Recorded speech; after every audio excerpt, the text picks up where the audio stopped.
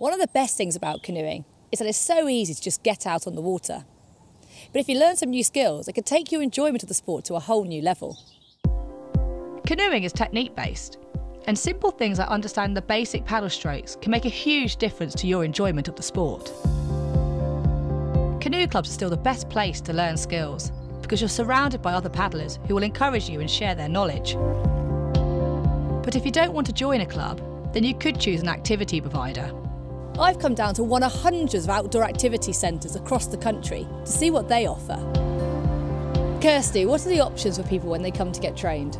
From us, we offer a range of different courses, but probably our starter ones would be something like a Discover or a Learn To. So it's basically an introduction into paddle sports, getting you out in a boat, getting used to just, basic movements, so you can obviously enjoy being out with the family or being out with friends obviously a lot more.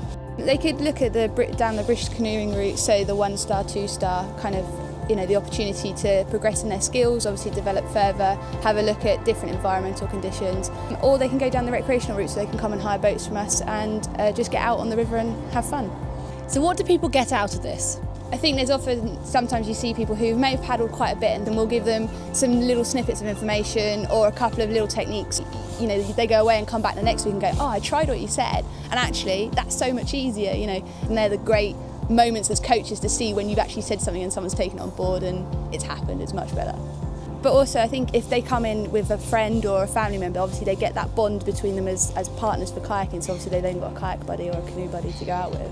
Tell us about some of the most common things you help people with. There's probably a couple. People obviously when they sit in a kayak think it's a bit like their armchair at home, so they start leaning back, their arms drop, so obviously their paddle's quite a low angle.